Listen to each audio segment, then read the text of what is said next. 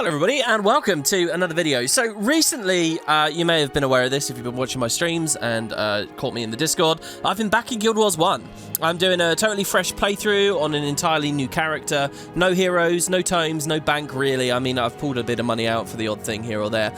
Starting in Prophecies and just enjoying the game again. Trying to have like a fresh RPG experience for like nostalgia and for good times. At the same time, we're in a hell of a moment with the games industry in general for remasters of old products. They're coming out everywhere. Sometimes incredible Herculean efforts, beautiful things like the Crash and Spyro remasters from a few years ago. Sometimes total flops like Aspire's Knights of the Old Republic remaster, which I think is one of the lowest rated things on Steam of all time. And others somewhere in the middle, like Saber Interactive's Tomb Raider remasters, which I've been following very closely in the past few weeks.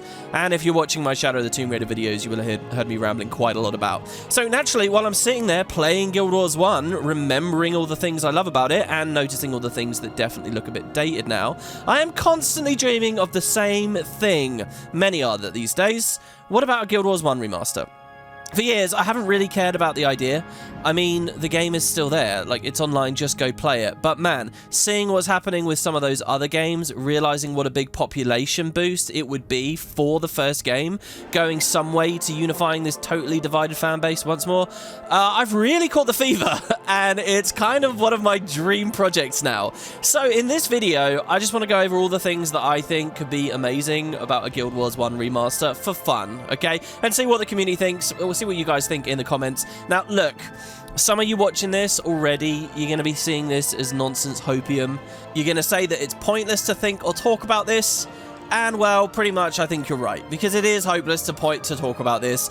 I get it. Aside from some sideways comments from the devs during, like, the extra live streams where they're going back and actually playing Guild Wars 1, where they suggest it probably would have been a good idea to develop both Guild Wars 1 and 2 in tandem because they're distinctly different genres and products, it doesn't really appear ArenaNet has the money or the time.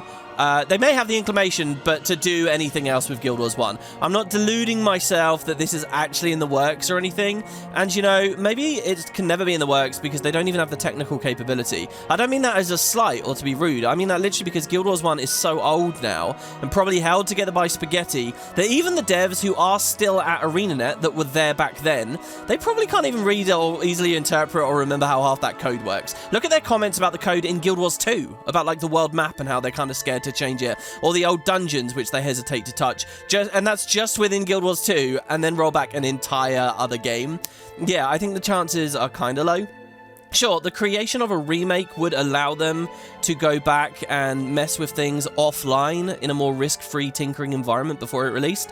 But really, let me be clear, this video is just blue sky thinking for funsies. Oh, and as for the footage in the background, I'm being really lazy about it, okay? Don't expect too much. I'm in the middle of making other videos, doing other projects, and I really just wanted to post this to get it off my chest.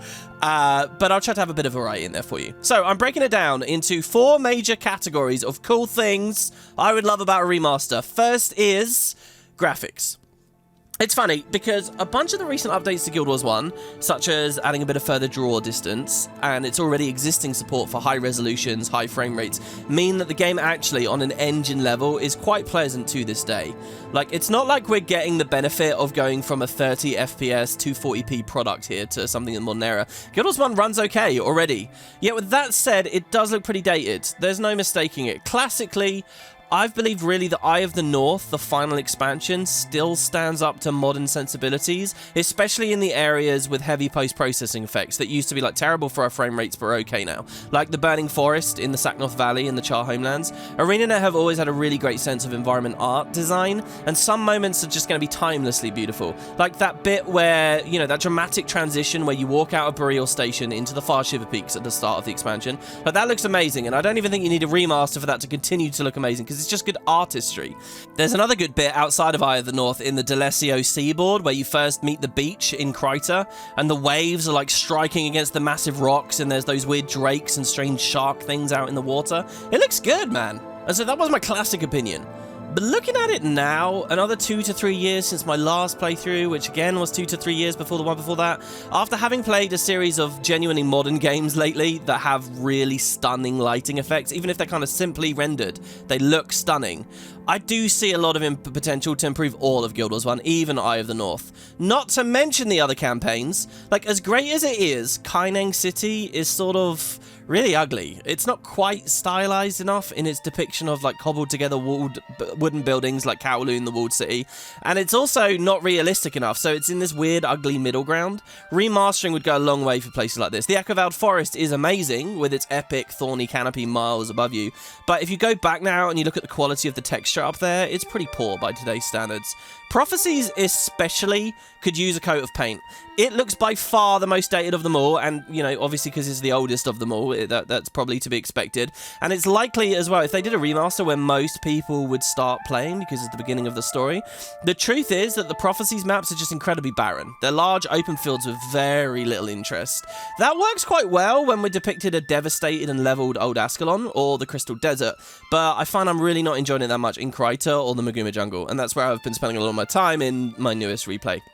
What Saber Interactive accomplished with the Halo Anniversary remaster and with these new Tomb Raider remasters is they have a button you can press to toggle between the original classic graphics and newly remastered ones, and it's an amazing feature that just shows how many more details they put in those games. And I get giddy thinking about having that same thing for Guild Wars 1. Like, barren ground in those games will suddenly be covered with small plants, bushes, other foliage. Like, they won't have collision, they won't affect your gameplay anyway, but they add so much more. Previously flat walls get nice little jagged bumps and variations. Parallax effects get added and add huge amounts to previously flat surfaces. They literally make places feel entirely new and elaborate with 3D models that are purely visual. You're not interacting, but they give you a lot of ambience.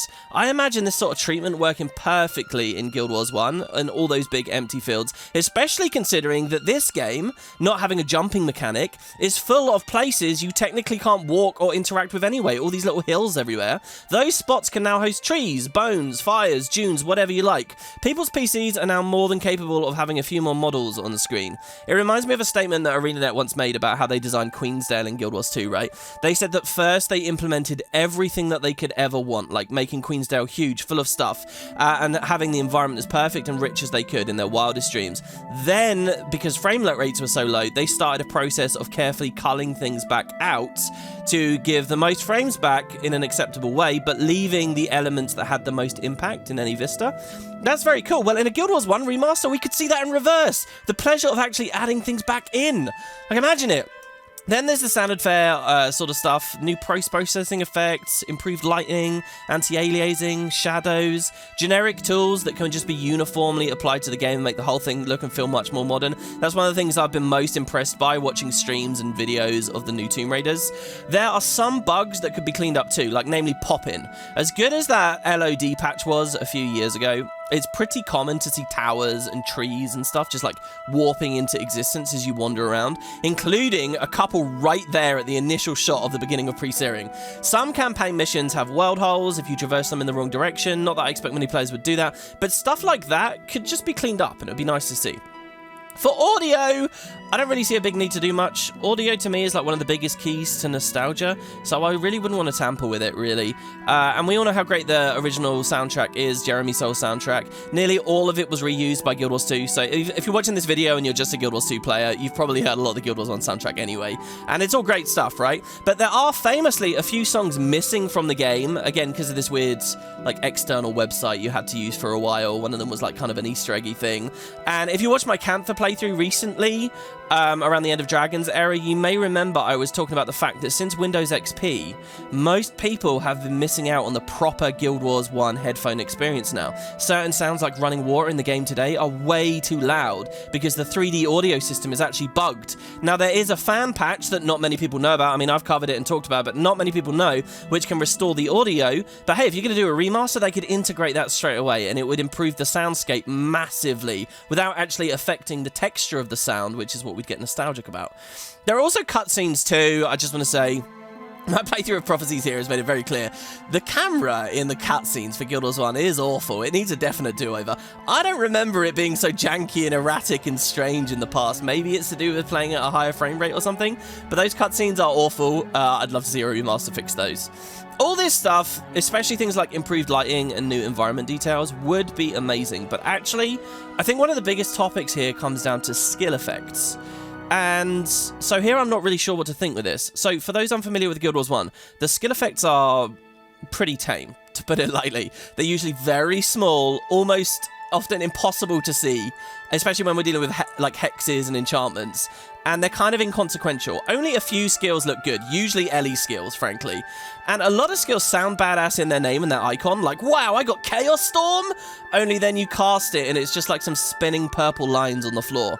New players in a remaster are gonna be let down by this stuff. So maybe with like lighting and bloom effects, you can pump it all up, but I don't know whether that's enough. Conversation about visual noises and zergs aside, this is one of the big things that was so exciting about the launch of Guild Wars 2. Like the Phoenix skill preview shows a real goddamn Phoenix flying out of your hands. Remember seeing that longbow warrior using the artillery barrage thing and that crazy skill effect? That actually ended up getting removed in one of the alphas. Very few Guild Wars 1 skills have great animations, so what would a remaster do? Attempt to fluff up over 1,000 abilities? Like, that's a crazy amount of work, but leave them as it is? Try to find a solution that improves everything? I don't know. So maybe just curating a list of like 50 to 100 of the most disappointing ones, the ones that people were let down by most, those who are commonly got like early in playthroughs, improving those. But I don't know.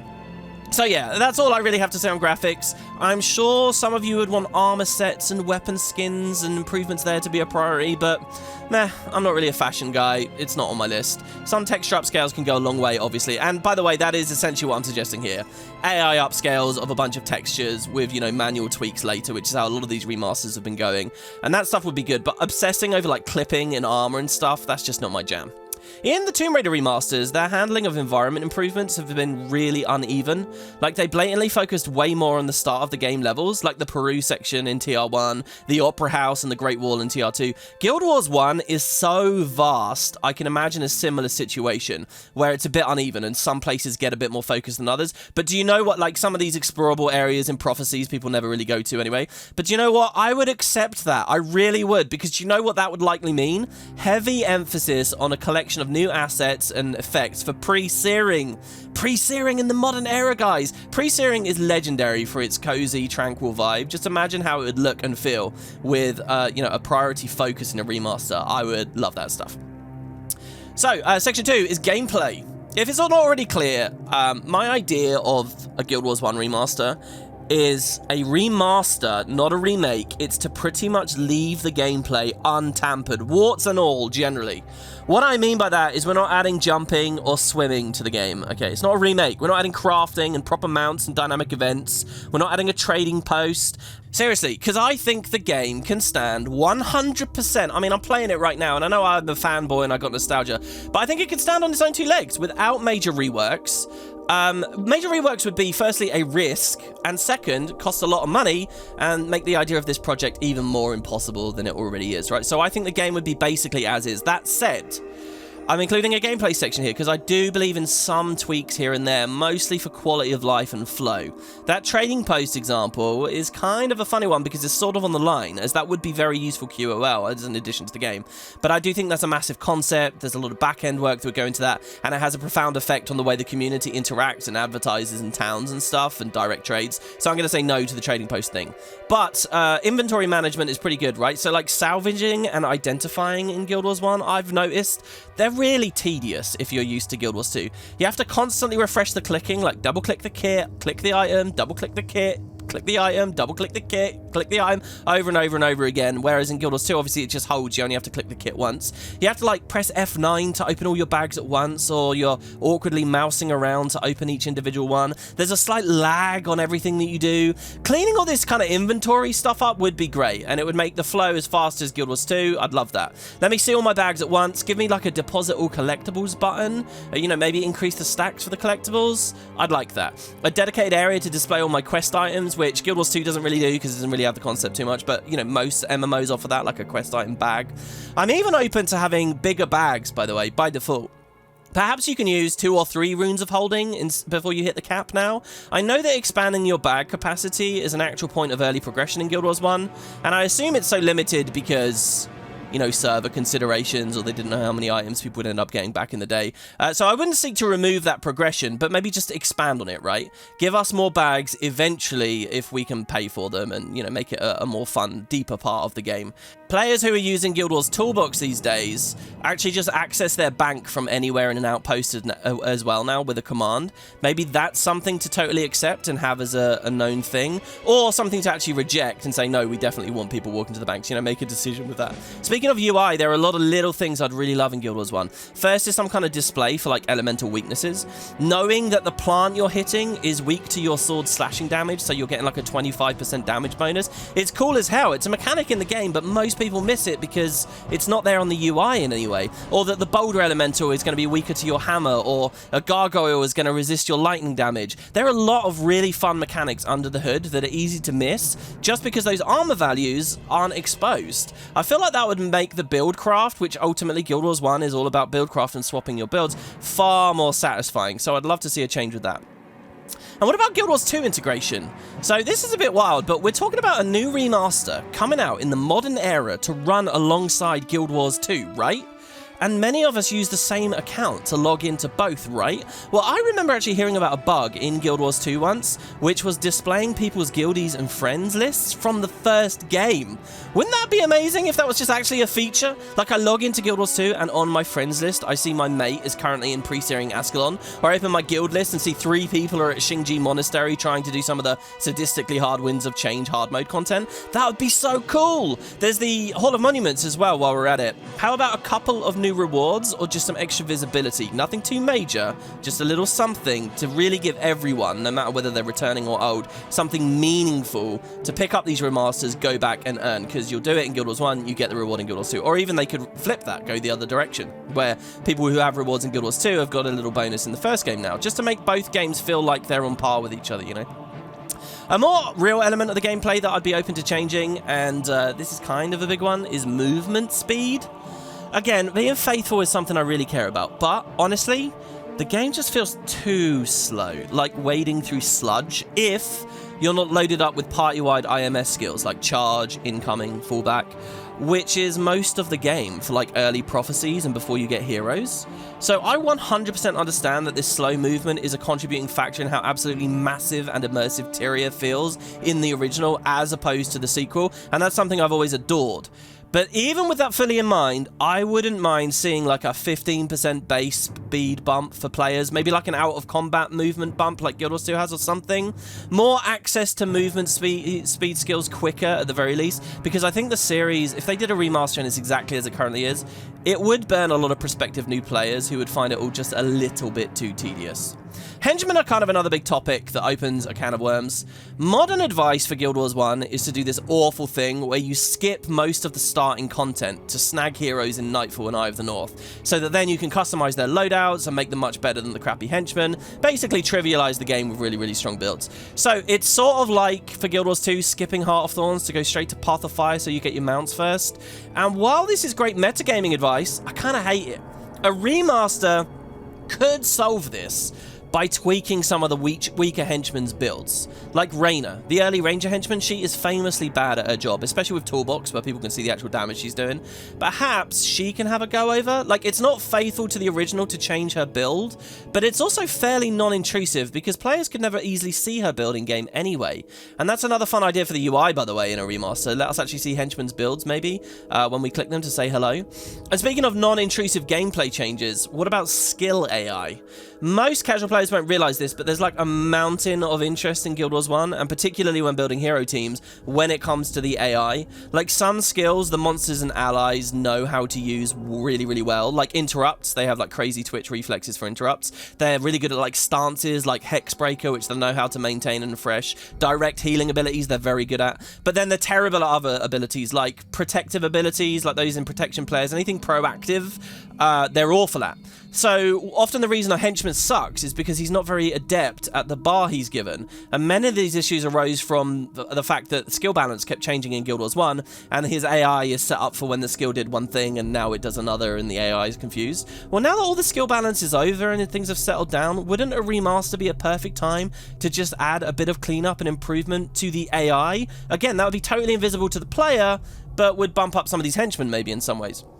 Another thing I think would be really interesting for the remasters to look at, and this is kind of getting close to new content now, but would be titles. So if you watch my original Prophecies playthrough series in 2010, you'll remember I did that solo on a warrior. And if you keep any kind of eye on the Guild Wars 1 community, particularly the subreddit these days, you will have seen an incredible amount of awesome challenge playthroughs people have done. Iron Man stuff with no party, no bank, no nothing, and still beating the game, like all the campaigns, full speed runs, you name it. A lot of fun stuff's been going on. Wouldn't it be cool to add titles for that stuff?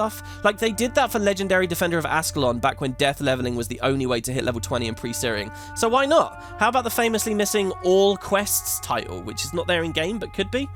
The material, dye, and rune merchants are interesting to me. Some elements of the player-driven economy could be cleaned up.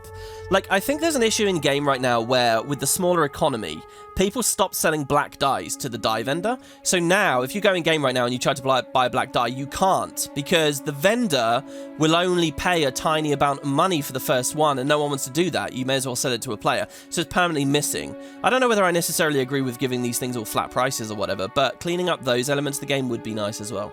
Other stuff for the UI and perhaps improvement would be Nicholas the Traveller, the Zaician quests, refreshed rewards for them, more obvious directions for Nick outside of the wiki, since he's basically a solve mechanic these days, let's be real, and other improvements to the daily or weekly incentives for logging in, new ideas for the PvP fluxes, you get the idea. Then there are bugs. Rubber banding, that's such a big deal in Guild Wars 1. Getting stuck on environments being the biggest offenders. The pathfinding often appears very rough, like you'll click to move somewhere and it will take you somewhere that you can't actually walk through, you're going to manually get around it. Cleaning that up would be just amazing. Actually, in part, some of this can be solved with the graphical and presentation improvements. Like, the issue might be, say, a tree's hitbox is bigger than its visual model, so you think you can walk through, but you can't. Well, now we can just make the tree bigger with a fancy new tree effect, and voila, it's fixed, you know?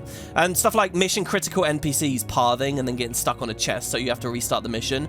That sort of stuff, yeah, could be improved. So there you go, that's my thoughts on gameplay.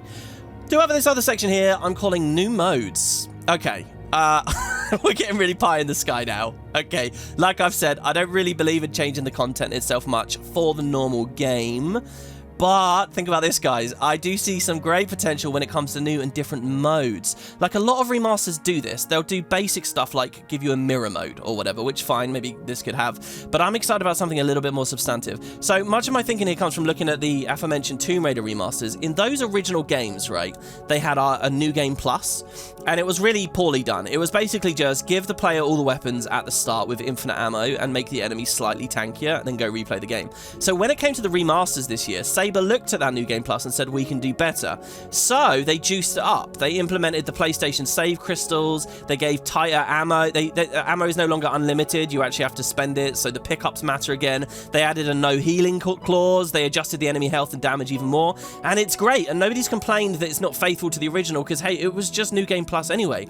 I would love to see something like that for Guild Wars 1. A New Game Plus mode, right, where people who already cleared the game, you make a new character and you opt into a slightly different progression. Where they could change any number of things. There could be totally different skills available from quests and vendors. There could be tougher enemies to boot. You know, you could swap all the prophecy skills. It's like all Nightfall skills now, but we're doing the prophecies campaign. It would change things. And not just for what you can use, but the enemies as well.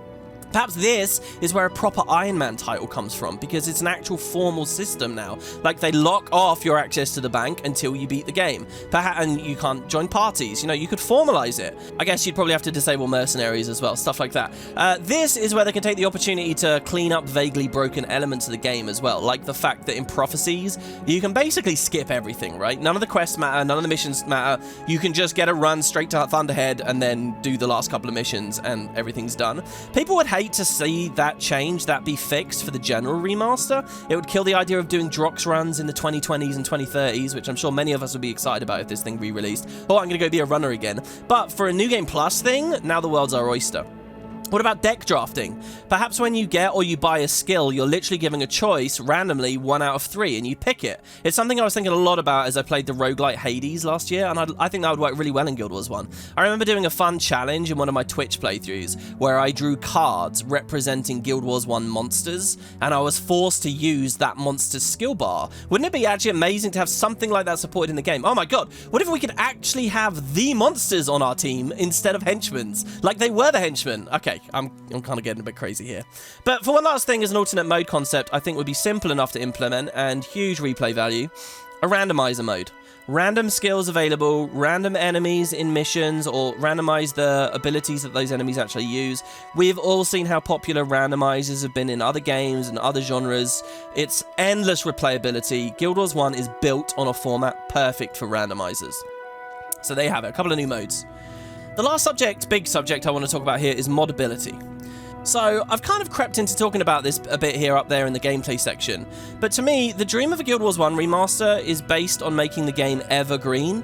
First, by making it look good to modern audiences, and given the slowdown in graphical fidelity advancements, anything good produced today is probably going to look good in about a decade and a half, at least. Second, by integrating it a little bit more into Guild Wars 2, as we discussed. And third, I think by putting the game, at least in part, into the community's hands. So yeah, I would love to see official mod tools, or support at the very least for this kind of thing.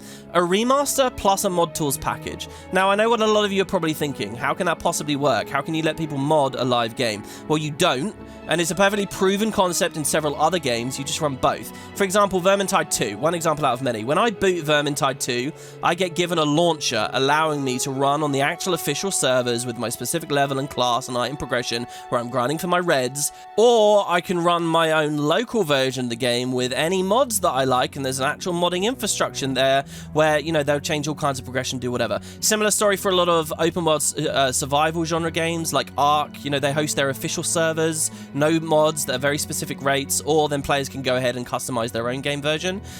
We could do that for Guild Wars 1. I somewhat understand why modern ArenaNet has never offered that ability for players for the current game. The community's tiny, and you don't want to fracture and split it any further. You offer that to other people. Who the hell's going to be playing the live game, right? But with a remaster, there'd be a huge... I'm amazed at how many new people have gone back to old games with these other remasters. There'd be a huge influx of new people playing and trying Guild Wars 1 out, and that creates a bit of overhead. People would still want to play the main online Guild Wars 1 branch for their actual progression and their characters and their Guild Wars 2 Hall of Monuments recognition, especially if it was expanded, while others can curate their own experience with mod tools. And what kind of mods could there be? Wow, this is pretty exciting. For one thing, custom skill balance.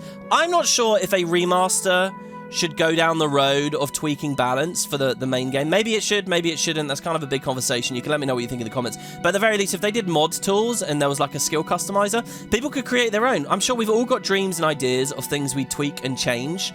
You only have to play a few minutes of this game to think, oh, I wish this skill was a little bit better because it did this or whatever, you know. Some of the tuning is really wonky because it's leftover balance from old PvP metas. We could fix all of that. I'd love to change as I mentioned, the enemy skill bars themselves, putting more like nature rituals around PvE, because I think on my replay now this year, I've noticed nature rituals are really kind of fun, and if the nature rituals themselves had much more prominent, profound effects, and they were very common, you'd really differentiate how PvE feels in different regions of the world. So I do that. I'd love to tweak a lot of things to be in line with newer skill balance that, ArenaNet themselves never had time for in the past. Like maybe some monsters have really crappy skills. Let's tune those up. I'd now add new effects to the mostly lame profession-specific insignias. Like, who remembers these? I'd give them proper build paths, like the Bone Lacers, and the Artificer, and the Centurion, and the Forsaken, and the Dreadnought, and the Anchorite. These are like Guild Wars 1's elite specializations, if we could go in and tweak them, and I'd love to go for that. I'd add chest keys as secondary quest rewards, just so that we get more keys, because it's fun to open the chests around the world. I'd make the chests themselves drop more interesting stuff, like skill tomes, even in normal mode. I'd change quest rewards to give more varied skills quicker, and make sure that early game skills were balanced such they have actual application instead of again being weirdly underpowered because PvP broke it 15 years ago. I'd make signets of capture a little cheaper and elite skills more available earlier for capture, so we actually have more variety of builds as we go through. I'd change little bits and pieces of the economy. Like, I think 1 platinum per skill is probably too excessive for a new player. Obviously that's only at the max price, but I think that you could tune that down a bit, just encourage more build experimentation. I'd mess with party party sizes, because honestly, I think 8-man is a bit too large for most content, where perhaps we would have smaller parties, but individually we are stronger, and we feel the impact of our gameplay a little bit more. How to this end, it might even be fun to mess with the level cap. You could create a mod that makes the game entirely a soloable RPG, but you'd level up a lot more, right? And I don't mean like an Iron Man style challenge, I mean a fun and well-balanced experience, just solo. I'd tweak access to like 40/40 sets and other item benefits, so it's really rewarding and possible to specialize in a specific attribute quickly instead of having to wait for ages until you can craft them. I'd increase shield strength, so it's even more rewarding to swap to a shield set when you're under pressure, and it's an engaging matter of course for playing the game rather than just something like sweaty tryhards do for a tiny bonus. This is the kind of stuff I would do, but that's just me. Depending on the sophistication of these tools, there's also the notion of content mods. A skill and server editor would provide most of the things I just talked about, but what about like a level editor? Imagine a mid-sized content mod that adds new region to the game, like one new region. Perhaps it's an adventure in ore, Guild Wars 1's ore, post-cataclysm ore, while most of it's underwater, hopping from island to island. What about a mod of post-game quest that adds the famed missing Guild Wars Beyond Nightfall chapter? The game is so minimal on voice acting, I really don't see why these things couldn't be made to a high-fitting standard. And how about a ridiculously ambitious project to bring Utopia back, right? This is the kind of thing that mod tools could bring, and what I mean when I say evergreen, people are still modding Morrowind and Oblivion, right? Both those games are older than Guild Wars 1. People just need the opportunity. So to round this video out, I have one final section here, and that's the idea of this being a platform for the future. This is called sort of the ultimate pie in the sky thing. Probably not worth talking about, but is the idea of ArenaNet actually using the remastered game as a platform for their own, not modded, first-party continued development. Back in 2012, with the launch of Guild Wars 2, they closed down main development for Guild Wars 1. We've had small patches, but nothing real, right? There was that LE skill balance, some suggestions of some more stuff upcoming, and then things quietly went away in the background. I did a whole video on it a few years ago. You guys might like to watch it. It's called The Death of Guild Wars 1. And I think it's a real shame. It was a shame they made that decision back then. Nowadays, I kind of get it. Probably the biggest thing holding them back dedicating resources today is this. Who the hell's playing? Die-hard losers like WoodenPotatoes who pop back in once every couple of years. Let's face it, it's a bit of a ghost town outside of the odd sale period. But a remaster would change that.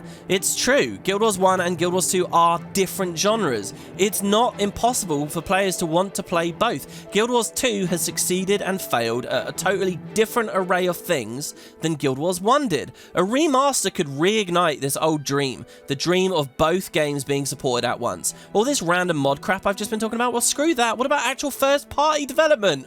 I think that would be the coolest thing ever, and something to finally chill out the die-hard Guild Wars 1 haters who are forever bitter and resentful to the Guild Wars 2 community. Something to unify everyone and make people confident in ArenaNet's ability to handle multiple games at once. A reputation they really ought to foster before the release of their new Unreal Engine project game. That seems to have cannibalized so many of the recent resources through the Gayala Delve and Secrets of the Obscure era of Guild Wars 2. So there you have it. It's a dream. It's a foolish dream. It's a fool's dream. But it is something I really like to think about, and I wanted to do a little video about it. So thanks very much for watching this, guys. Super keen to hear what you'd like to see in any potential remaster, because there are a lot of them releasing. Whatever. You know, WoW Classic is the thing.